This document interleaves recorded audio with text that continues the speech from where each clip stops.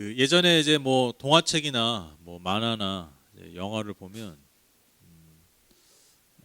뭐 아마 대부분이 그러시겠지만 그 해피엔딩이라고 그러죠. 해피엔딩.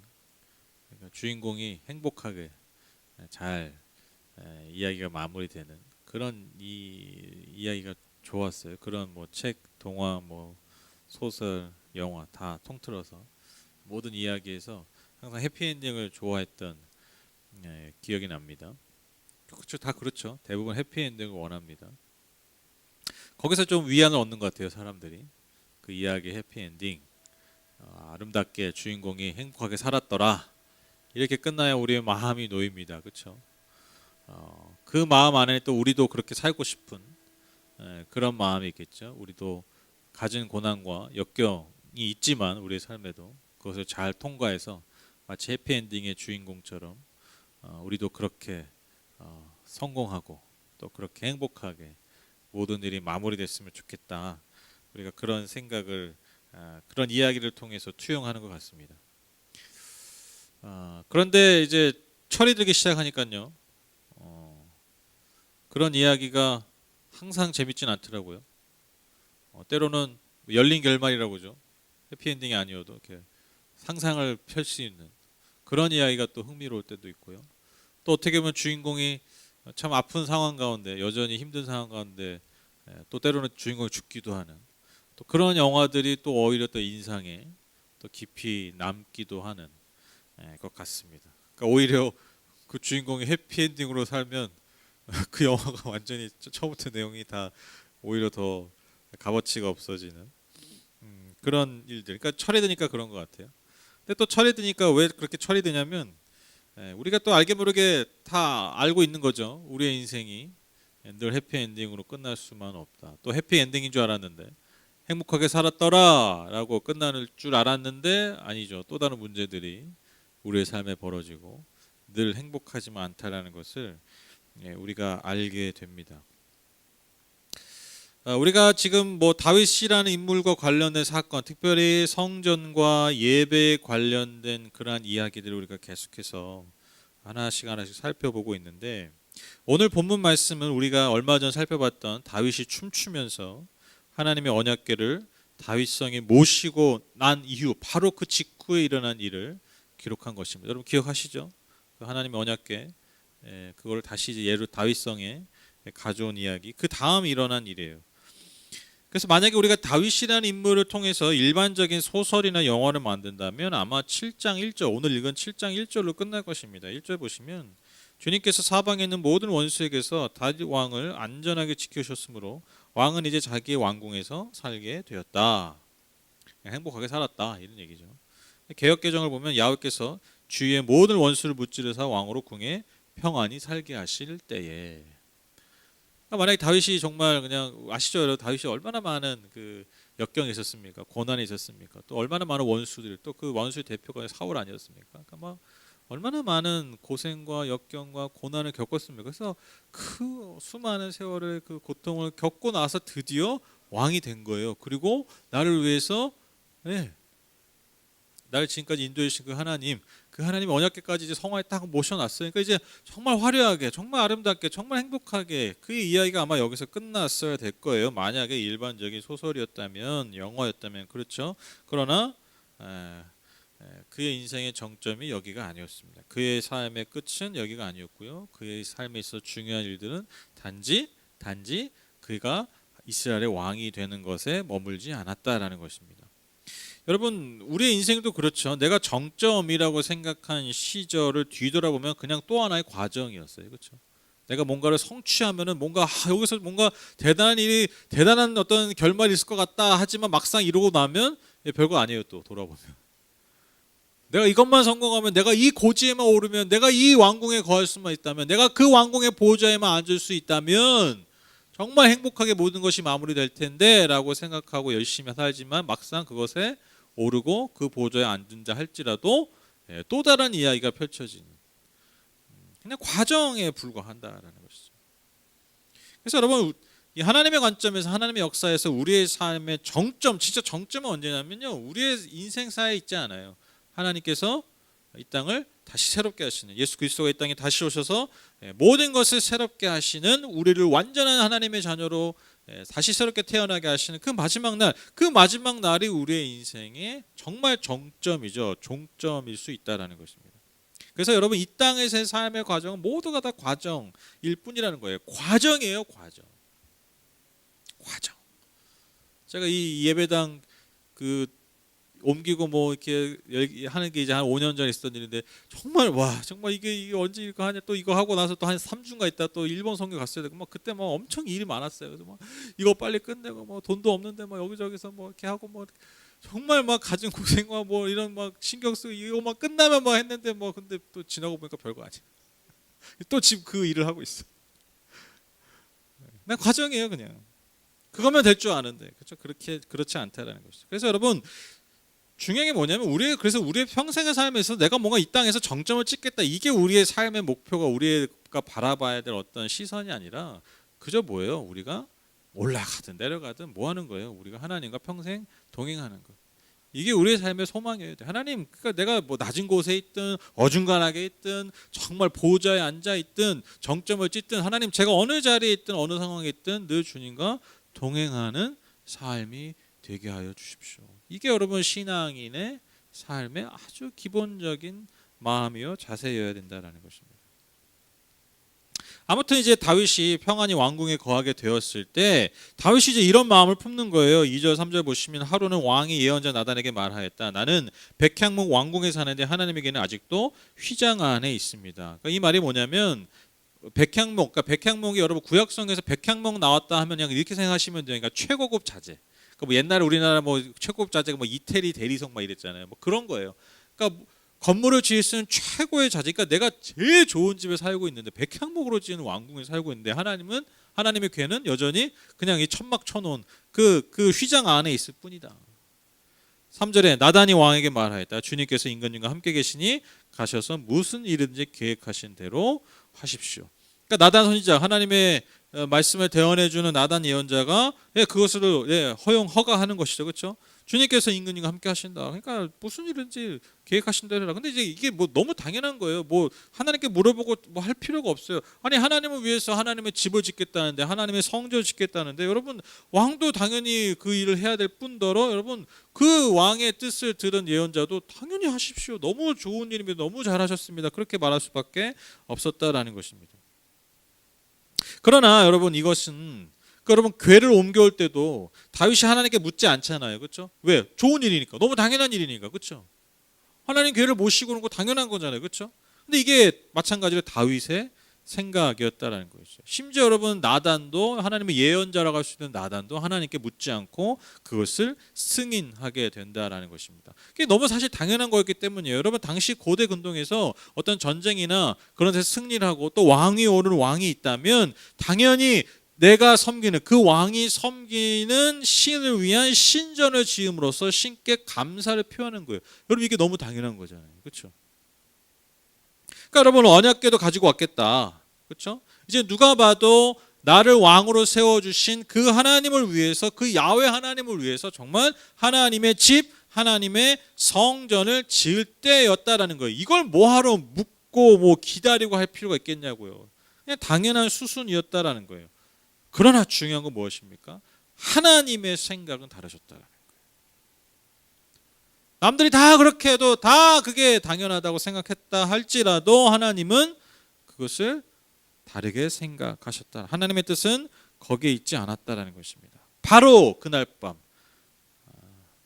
하나님께서 나단에게 나타나셔서 그분의 뜻을 다시 나단을 통해 다윗에게 전합니다. 5절 7절 보시면, 너는 내 종 다윗에게 가서 전하해라. 나 주가 말한다. 내가 살 집을 내가 지으려고 하느냐?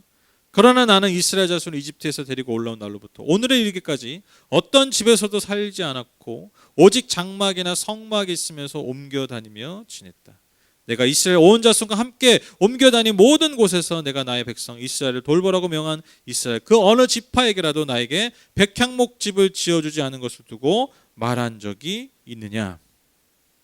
그러니까 지금 무슨 말씀이에요? 네가 지금 나를 위해서 집을 짓는다고?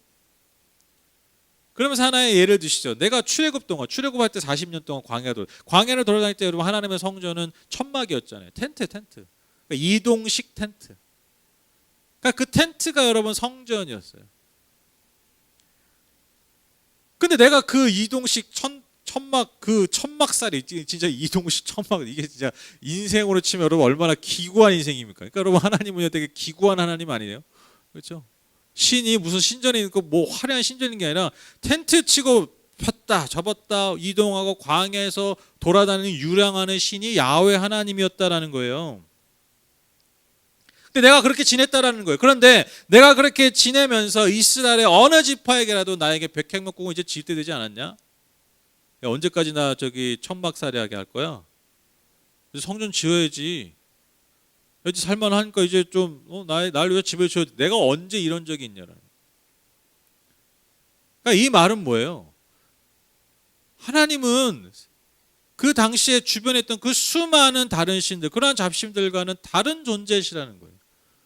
그러한 인간이 만든 화려한 성전 안에 거하시는 분이 아니라 하나님을 믿고 하나님을 따르고 하나님과의 언약 안에 있는 그 백성들과 같이 동행하시는 분이지 그들이 만든 신전 안에 가둘 수 있는 분이 아니라는 거예요. 놀라운 말씀이죠. 그러니까 네가 왕이 됐다 할지라도 나를 위해서 집을 지어준다, 이러한 생각 자체를 내려놓으라는 거예요. 내가 왕이 됐으니까 나를 구원해 주시고 나를 왕으로 세우신 하나님을 위해서 내가 다른 신들처럼 다른 신들이 부끄럽지 않게 왜 우리 엄마 아버지 저기 나를 위해서 고생하셨는데 내가 집안 채드리겠나이다. 그런 마음 내려놓으라는 거예요. 내가 그러려고 너를 왕으로 세우지 않았다. 내가 원하는 건 거기에 있지 않다라. 그러니까 당시 그 신들이, 그러니까 당시 다른 왕들이 왜 그렇게 했겠어요? 내가 나를 구원해 주신 나를 왕으로 세우신 그 왕 이렇게 신전 지어주고 또 이제 또 그렇게 또 잘 모셔가지고 또 내가 계속 평생 내가 이 나라에서 평안히 이 나라를 잘 다스리는 그런 기원하는 행위였다라는 것이죠. 그러니까 이런 당연한 관습들, 당연한 종교적인 관습들에 완전히 반대로, 완전히 뒤집어 버리는 말씀이라. 우리가 여러분 1절에서 봤지만 다윗이 평안하게 된 게 누가 먼저 하신 거예요? 다윗이 한 게 아니죠. 그렇죠? 하나님께서 그를 안전하게 지켜주셨다. 그러니까 다윗이 하나님을 위해서 무언가를 한 게 아니라 먼저 하나님이 먼저 다윗을 위해서 그를 평안하게 거하게 하셨다. 그를 위해서 왕궁을 지어주시고 그를 위해서 그의 집을 지어주셨다라는 것입니다. 그러니까 여러분 하나님께서 오늘 다윗에게 하시는 말씀이 무엇입니까? 첫 번째로 내가 먼저 너의 집을 지어줄 거야. 이 말씀하시는 거예요. 내가 먼저 너의 집을 지어줄 거야. 내가 먼저 너를 평안하게 거할 그 집을 지어줄 거야. 그리고 나는 인간이 만든 어떠한 집에 거함으로써 구속되는 존재가 아니라는 거예요. 나는 그런 주권적 자유 그 안에서 존재하는 야훼 하나님이라는 것이죠. 여러분 우리가 6장에서도 그 언약궤를 가져올 때 언약 가져오는 이야기 우리가 살펴봤을 때 그 벌어진 사건을 통해서 우리가 다윗이 뭘 깨달았다는 걸 말씀드렸습니까? 이 모든 것이 하나님께 주권이 있구나. 내가 뭐 성공하고 내가 잘했다고 뭐 하나님을 모시고 이런 거 아니라는 거예요. 하나님이 걸음을 떼시는 거예요. 하나님이 걸어가시니까 우리는 그저 그 걸음에 동행하는 겁니다. 우리가 그 하나님의 걸음을 바꿀 수 없어요. 그것을 인정하고 나서부터 언약궤가 이스라엘 예루살렘에 들어올 수 있었던 것처럼 하나님의 집을 짓는 것조차도 그것이 하나님의 주권에 있다. 내가 그것에 거하고 거하지 않는 것. 내가 지어줬으니까 하나님이 그냥 알아서 입주하시는 게 아니라는 거예요. 이어지는 8절과 10절에서 하나님은요 목동에 불과했던 양을 치는, 목동이 여러분 지금은 좀 약간 목가적 분위기 좀 그럴싸해 보는데 여러분 아시죠? 목동은요 여러분 가장 천한 직업이에요. 가장 부정한 직업 중에 하나였어요. 늘 뭐 이 동물의 이 변 이런 오물 뒤집어 쓰고 심지어 때로는 사체도 만져야 되고 여러분 그러니까요 여러분 예배도 제대로 못 드리는 존재. 그러니까 여러분 사람 취급 받았겠습니까? 이스라엘 백성들한테. 목동이 그런 존재였어요. 목동에 불과했던 너를 내가 왕으로 택하였고 오직 하나님의 은혜로 지금 이 자리에 오르고 이 시절을 얻었다라는 것을 다시 한번 상기시키시면서 그를 축복하세요. 그를 나무라지 않으세요.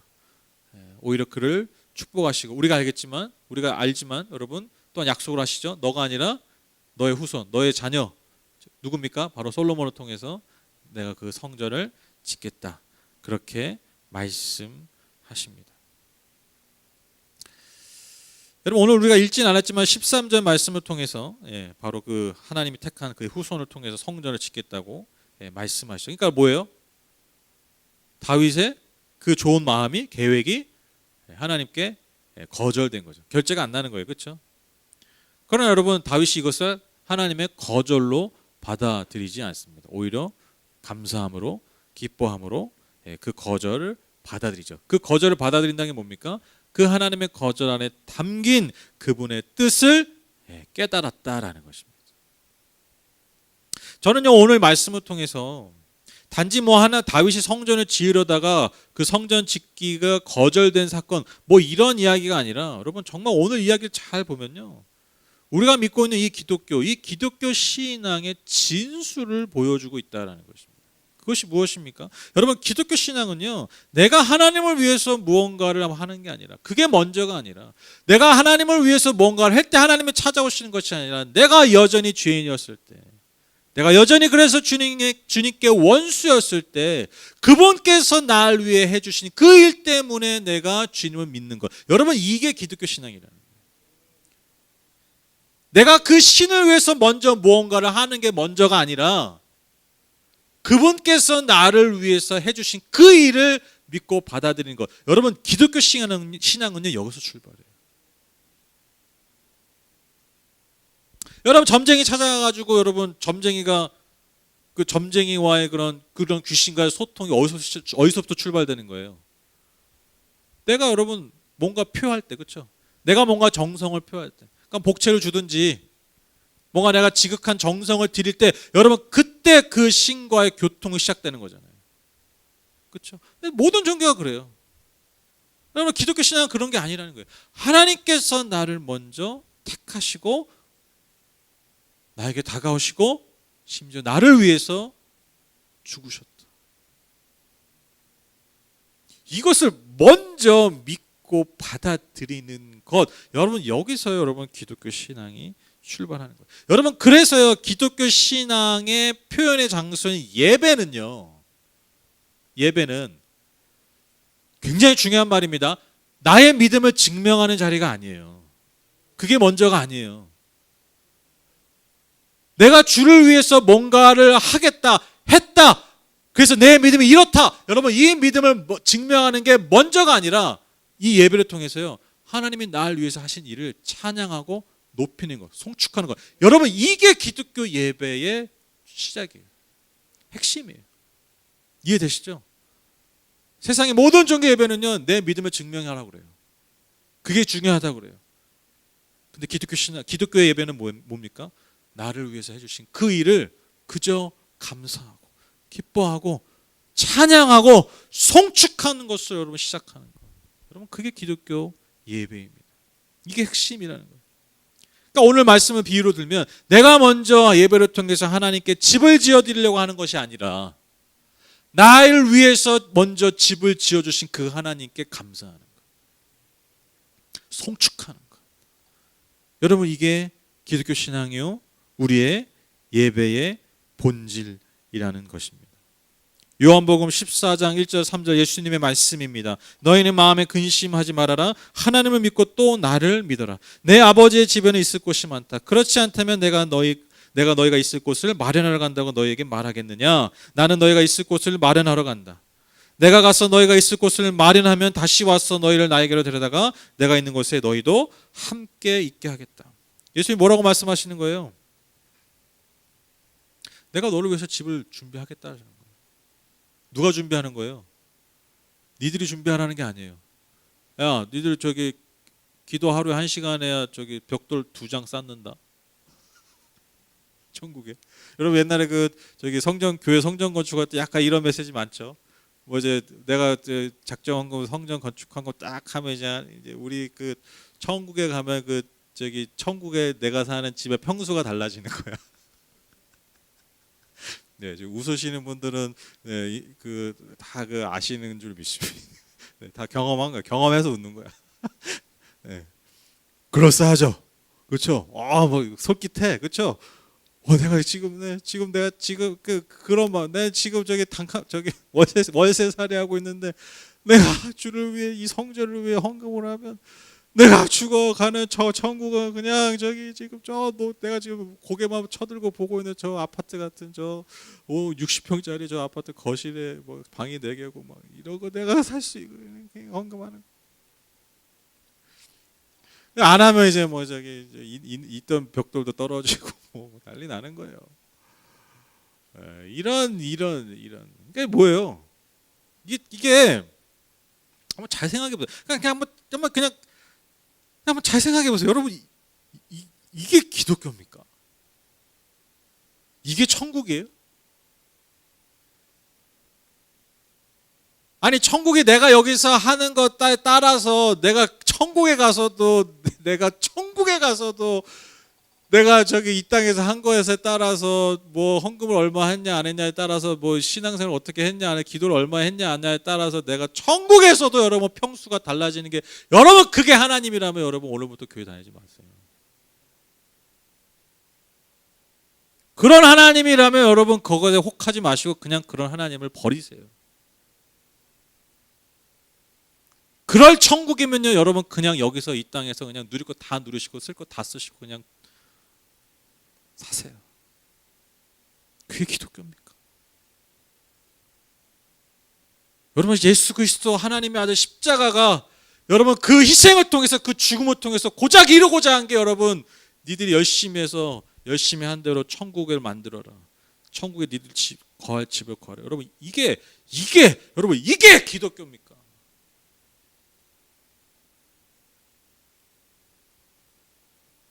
되게 묵상할수록 이렇게 분노가 올라와서 이게 기독교냐고. 이게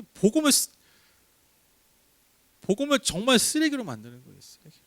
예수 그리스도의 십자가를 정말 똑같이 당시 로마 군인들처럼 유대인들처럼 똑같이 예수를 그렇게 십자가에 못 박는 거예요. 그렇게 지저분하게 못 박아 버리는 거예요.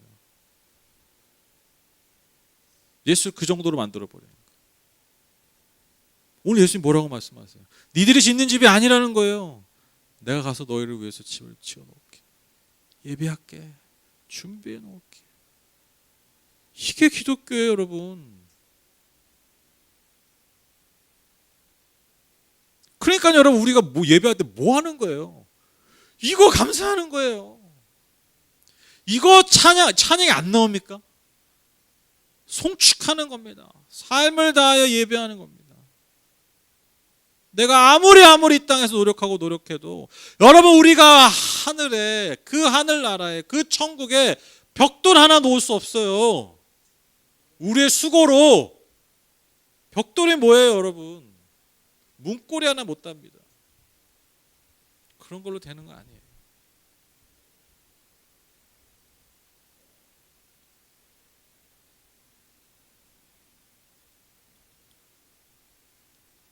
그래서 여러분 이 시편 기자의 고백이 저는 우리 모든 신앙의 고백이라고 믿습니다. 시편 127편 1절 말씀. 야훼께서 집을 세우지 아니하시면 세우는 자의 수가 헛되며 야훼께서 성을 지키지 아니하시면 파수꾼에 깨어 있으면 헛되도다. 하나님이 집을 지어주시지 않으면 여러분 우리의 모든 수고와 모든 깨어 있으면 무슨 의미가 있나요? 이 믿음, 이 겸손함, 이게 여러분 모든 그리스도인들, 모든 예배자의 마음의 중심이라는 것입니다. 그래서 여러분 참 신앙이 뭐냐면 이러한 하나님의 능력, 이런 은혜, 그리고 그 하나님의 주권, 그 하나님의 자유를 온전히 인정하고 받아들이는 것. 그러니까 받아들이는 것, 거기서 출발하는 것입니다. 그래서 여러분 우리 안에 있는 어떻게 보면 역설적으로 거짓된 우리의 믿음의 표현들, 신앙들을 우리가 여러분 내려놔야 돼요. 어떤 겁니까? 하나님을 위한다고 하면서 사실은 내가 내 집 지으려고 벽돌 쌓으려고 하는 신앙들. 내가 하나님을 위해서 한다고 하지만 오히려 그것이 나의 주권을 드러내는 거죠. 그렇죠? 다윗처럼 내가 하나님을 위해서 집을 지은다는 착각. 근데 그 착각에 가면 갈수록 그게 쌓이면 쌓일수록 그게 뭡니까? 점점점 하나님의 주권과 하나님의 일하심, 하나님의 자유를 오히려 우리가 죽여버려요. 그러니까 우리가 하나님을 위해서 한다는 일들이 하나님이 드러나시지 않는 거예요. 하나님의 뜻이, 하나님의 주권이 드러나, 하나님의 자유로우심이, 하나님의 그 은혜와 사랑, 그 헤세드가 드러나는 게 아니라 그냥 인간의 화려함의 잔치에 불과하다는 것입니다. 그러니까 이게 여러분 다윗이 왕이 되는 계속 이런 실수를 보니까 뭔가 힘을 가지니까 뭔가 생기니까 언약궤도 막 자기 힘으로 데려오려고 하는 거고 성전도 내가 가지고 있는 그런 힘과 능력으로 지으려고 하는 거예요. 계속 반복하는 거예요. 근데 여러분 이게 다윗만의 잘못이냐는가? 그렇지 않다는 거죠. 우리도 계속해서 뭔가 좀만 그냥 주머니에 뭐만 좀만 있으면 여러분 그냥 하나님은 이제 내 포켓 속에 넣었다 뺐다 하고 싶어하는 이게 우리의 연약함이라는 것입니다. 그래서 우리가 하나님을 위한다고 했던 그런 수많은 사역들, 수많은 구호들 우리가 이제 진지하게 한번 성찰해 봐야 되고 돌아봐야 된다는 것이죠. 이게 정말 하나님을 위한 것이었던가? 더 중요한 건 하나님이 원하셨던 것이었나? 여러분 그 2007년에 한국 기독교 2007년이 아니지 2007년 전부터 막 한국 기독교에서 2007년을 기점으로 그 막 엄청 그 노력했었어요. 막 구호가 많았어요. 왜냐하면 그 어게인 1907 어게인 이제 영어로 다시 이런 뜻이거든요. 그러니까 다시 1907, 그러니까 다시 1907년처럼 뭐 이런 거예요.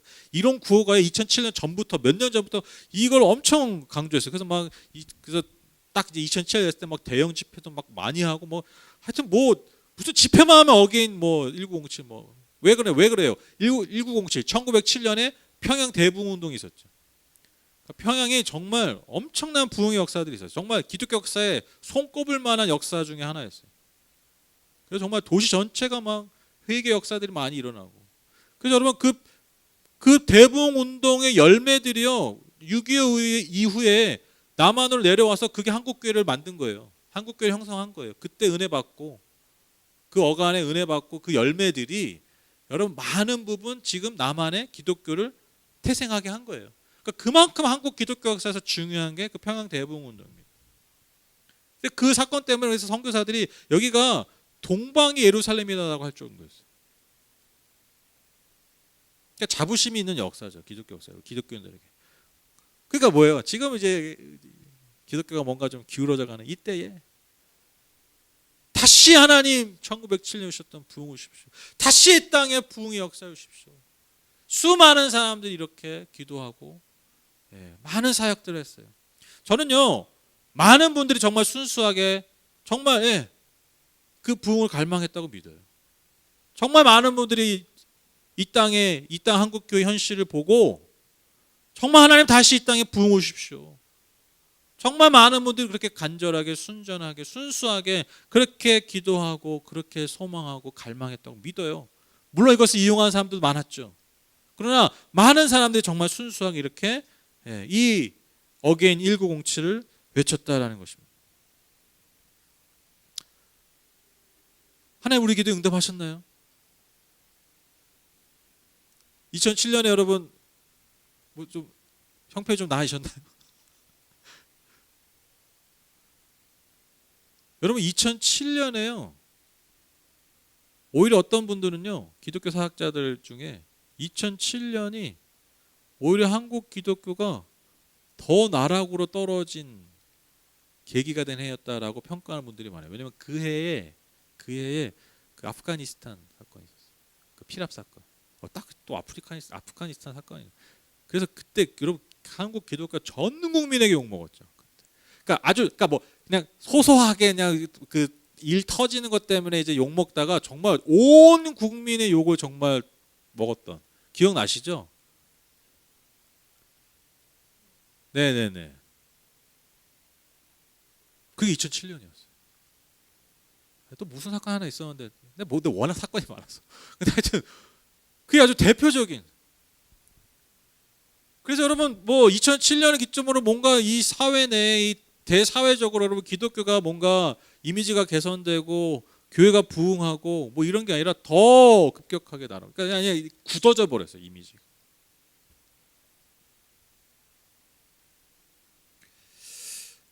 이해가 안 되죠. 왜 우리가 그렇게 간절하게 하나님 간절하게 저도 그때 기도했어요 많이. 평양 대부흥 막 연구도 하고 저도 막. 왜 그럴까? 왜 하나님 우리의 기도 응답하시지 않아요? 왜 오히려 더 역설적으로 더 한국 기독교 더 무너져 갑니까? 근데 여러분 제가 지나고 보니까 잘 생각해 보니까 이게 당연해요. 왜 당연하냐면 여러분 부흥이요. 제가 보니까 부흥이요. 한 번도 인간이 원한다고 주신 게 아니었어요. 잘 생각해 보세요. 기독교 역사에 부흥이요. 하나님 부흥을 주십시오 해서 주신 게 아니에요. 말 그대로 하나님이 주권적으로 주신 거예요. 그분의 계획 안에서, 그분의 뜻 안에서, 우리는 알 수 없는 그분의 섭리 아래서 하나님이 역사의 순간순간에 주신 것이지 인간이 구해서 얻은 게 아니에요. 한 번도. 여러분 성경에서 그러니까 어떻게 보면 부흥의 역사의 가장 첫 번째 부흥 역사가 뭡니까? 그게 마가의 다락방 아닙니까? 오순절 사건. 여러분 그들이 부흥을 구했습니까? 주여 우리가 기도하고 나가서 이제 전도하면 복음을 전하면 그냥 막 3천 명씩 죽게 돌아오게 해주십시오. 예루살렘을 뒤집어 엎어주십시오. 여러분 그들이 그렇게 기도했습니까? 아니에요. 그들은 여전히 주님이 승천하시고 나서 여전한 두려움 가운데서 다락방에 숨어서 그렇게 모여서 자기들끼리 뭐예요? 공개적으로 못하는 거예요. 여전히 있는 거 두려움. 그냥 예수님이 올라가셔서 성령이 올 때까지 기다리고 기도해라. 예루살렘에 떠나지 말아라. 그냥 그렇게 시킨 대로 한 거예요. 그냥. 성령이 임했네요. 성령이 그들을 이끌어 가시면서 주도하시면서 그 땅에 그렇게 부흥의 역사를 이루신 거예요.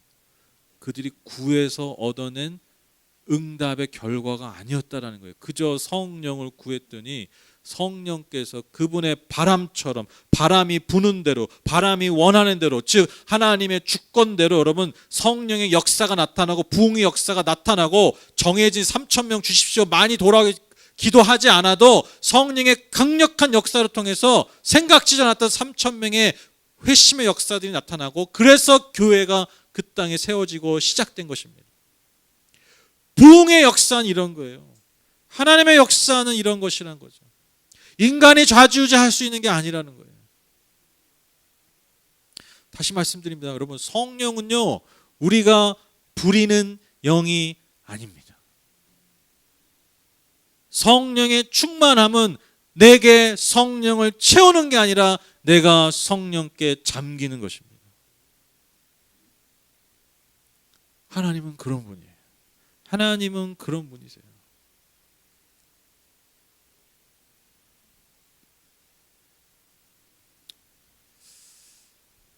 여러분 성전 이전이 이제 본격적으로 이제 지난주부터 수요일부터 이제 공사가 시작됐죠, 그렇죠? 제가 이제 좀 비대면 이전 아닙니까? 그래서 제가 공사가 진행되는 그런 진행도를 제가 메신저를 통해서 이렇게 공개를 해드리고 그래서 좀 여러분들 그 과정들을 좀 이렇게 지켜보시고 또 그래야 또 보이는 게 있어야 또 우리가 또 기도하게 되지 않습니까? 더 그래서 이제 제가 이렇게 보내드리고 이제 하는 것이죠. 그래서 어제 이제 벽을 이제 어느 정도 다 치고 이제 오늘 아마 그 벽이 아마 마무리될 것 같아요. 그래서 새로운 성전의 모습이 점점 그 모습을 갖춰 나가고 있습니다. 제가 딱 이럴 때요 선거를 막 이제 새로운 이제 예배당, 새로운 성전을 이제 지어가고 있을 때 딱 이 오늘 읽은 말씀, 오늘 본문이 생각이 났어요. 그리고 이제 스스로에게 질문하게 됐습니다. 우리가 지으려는 성전 교회는 무엇일까? 우리가 지으려는 교회 성전은 어떤 것일까? 여러분 제가 이제 저희 시공해 주시는 그 대표님이랑 계속해서 커뮤니케이션 하면서 이제 진행을 하고 있는데 제가 항상 뭔가 이제 뭐 공간이나 이런 걸 판단할 때 이게 판단을 해야 되잖아요. 뭐 어떤 판단 조그만 공간이지만 어쨌든 최대한 그 효율적으로 잘 쓰기 위해서 이렇게 뭐 나누는 거나 뭘 처리하는 거나 이런 것들을 이제 하는데 제가 항상 그 모든 어떤 결정에 있어서 가장 우선순위 되는 게 뭐냐면요. 저 아이들이랑 아이들 엄마들이에요. 혹시 뭐 권사님이나 저기 좀 마음 상하지 마시고 왜냐하면 여러분 교회 안에서 사실 제가 교회 생활 오래 해보니까 교회에서 제일 소외되는 시절이요 아이들이랑 그 아이를 돌보는 엄마들이에요. 그때가 가장 소외가 돼요. 알게 모르게. 굉장히 눈치도 많이 보고 그러니까 힘든 건 제일 힘든데 눈치도 제일 많이 봐. 그렇죠? 아이들 때문에 지나가다가 뭐 아이고 아이 이쁘다 이렇게 하지만 그 나머지 시간들은 오롯이 다 이제 엄마들이나 또 요즘 아빠들도 이제 그렇게 하게 되죠. 그러니까 교회 안에서 아이들이 어떻게 하면 그 안에서 좀 그래도 최적화되게 불편하지 최대한 불편하지 않고 최대한 그래도 예배에 잘 참여할 수 있게 어떻게 할 수 있을까? 이게 제일 중요한 결정 상황이에요. 그래서 이제 그 저희 예배당이 그렇게 지금도 크진 않지만 그 정말 허용할 수 있는 최대치를 다 잠옷실과 애들 예배실을 줬어요. 우리를 조금 더 하면 조금 더 예배당이 조금 더 아니 뭐 많이는 아니야. 근데 조금 더 할 수 있는데 뭐 이렇게 걸어서 갈 수 있는 거 이렇게 좀 이렇게 비집고 약간 이런 수준이에요. 이렇게 근데 우리는 좀 그렇게 불편하. 뭐 어차피 앉아서 예배 1시간 내내 앉아서 예배 드리고 끝날 거잖아요. 좀 들어오고 나갈 때 좀 불편하면 어때? 그래서 최대한 어쨌든 그렇게 결정을 했어요. 물어보시면. 그리고 또 아이들 물론 아이들만 뭐 엄마들만이 아니라 어떻게 하면 교회 공간 안에서 성도님들이 좋은 환경 안에서 최대한 좋은 환경 가운데서 불편하시지 않게 머무르실 수 있을까? 그 공간 안에서 어떻게 평안하게 계실 수 있을까? 이거를 정말 모르겠어요. 결과물이 여러분에게 어떻게 다가갈지 모르겠지만 어쨌든 지금 할 수 있는 정말 최선을 다해서 고민하면서 그렇게 하고 있습니다. 제가 왜 이렇게 하냐면 여러분 저는 이게요 너무 당연하다고 생각해요. 왜냐하면 여러분 예배당이 여러분 왜 존재합니까? 성전이 왜 존재합니까? 이 생각 내려놓으셔야 되니까 우리가 주님의 영광을 위해서 뭐 한다 이 생각 내려놓으세요. 무슨 하나님의 영광을 위해서 뭘 해? 먼저 해. 먼저 여러분 우리가 예배당 안에서 예배할 때 그 안에서 뭘 누려야 됩니까? 하나님이 주시는 우리에게 주시는 은혜를 누릴 수 있는 공간이 되어야 돼요. 하나님 우리에게 주시는 은혜를 누릴 수 있는 공간이 되어야 됩니다. 여러분 저는 그렇게 믿어요. 예배당이요 우리가요 주를 위해서 뭔가를 먼저 하는 공간이 아니라 주님이 우리에게 주신 그 좋은 것들을 먼저 누리는 공간이 되어야 된다고 믿습니다. 저는 그게 하나님의 마음이라고 믿어요. 그래서 공간은요 그것의 좋은 통로가 돼야 돼요. 우리가 머무는 공간은 그것의 좋은 통로가 돼요. 아무리 화려하고 뭐 아무리 거창 그게 중요한 게 아니라 여러분 그 공간 안에 주시는 하나님의 은혜가 있어야 돼요. 그것을 위해서 최선을 다하고 있어요. 그래서 여러분 그것을 위해서 여러분 또 함께 기도해 주십시오. 다시 말씀드립니다. 우리가 이전하는 공간을 통해서 우리가 가장 먼저 무엇을 해야 됩니까? 무엇을 먼저 하는 것이 아니라 그 공간을 통해서 우리에게 주신 은혜를 먼저 누릴 수 있어야 돼요. 그 자녀된 마음이 있어야 된다는 거예요. 자녀된 마음. 종의 마음이 아니라 종의 마음으로 예배당에 나오지 마시고 자녀된 마음으로 나오시라는 거예요. 저는 새로운 예배당이 그런 공간이 되었으면 좋겠어요. 물론 이제 4층 골고다 언덕 올라가야 되지만 골고다 언덕 올라갔을 때 그 골고다 언덕 가장 위에 있는 그 십자가가 주는 그 그늘 안에 거할 때 그 그늘 안에서만 누릴 수 있는 은혜, 그 그늘 안에서만 누릴 수 있는 평안함, 그것이 그 공간 안에서 늘 풀어지고 늘 부어지는 여러분 그런 공간이 되었으면 좋겠습니다. 그것을 위해서 우리가 함께 기도해 주시기를 부탁을 드립니다. 나아가서 오늘 말씀의 메시지처럼 여러분 우리가 성전에서 예배당에서 드려지는 그 많은 예배들과 기도와 찬양을 통해서 우리가 하나님을 우리가 성령을 부려먹는 공간이 아니라 여러분 오직 우리를 향하신 하나님의 주권과 하나님의 뜻이 인정되고 고백되고 이루어지는 공간이 될 수 있도록 여러분 함께 기도해 주십시오.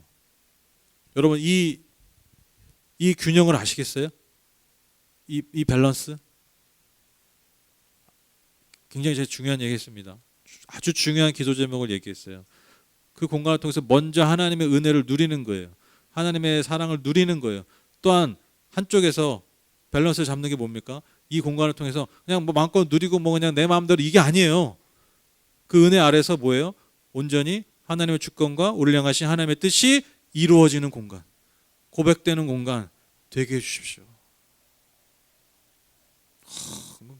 지금 막 사이렌 울리고 난리가 났어요. 놀라운 말이 나온 거예요 지금. 네, 기가 막힌 고백이에요 이게 여러분. 그래서 비록 뭐 누가 볼 땐 대단한 공간이 아니지만 여러분 그 공간 안에 거하시는 하나님이 위대하고 강한 놀라운 분 아닙니까? 그렇죠? 그래서 그 하나님의 은혜가 충만하고 하나님의 주권이 이루어지는 하나님 그런 공간 되게 해주세요. 그것이야말로 진짜 하나님의 집이요 하나님의 성전입니다. 이 두 가지 꼭 기억하세요.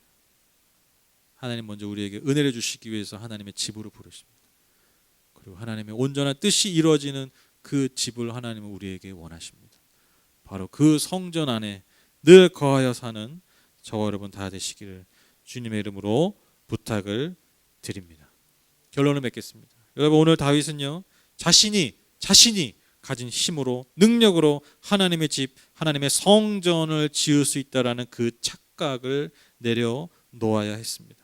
내가 주를 위해서 무언가를 할 수 있다 해야 한다는 생각, 여러분 그것이 기특할 수도 있지만 여러분 그 생각 그 행동 이전에 먼저 다윗을 축복하시고 평안케 하신 그분의 은혜를 기억해야 했습니다. 그것이 먼저입니다. 나아가서 여러분 아무리 좋은 것 아무리 좋은 의도라 할지라도 우리의 전 삶을 통해서 여러분 결국 이루어야 할 것이 무엇입니까? 하나님의 주권이요 하나님의 뜻입니다. 그것을 다시 기억할 때 여러분 그는 진정한 왕이 될 수 있고요. 여러분 저와 여러분도 마찬가지입니다.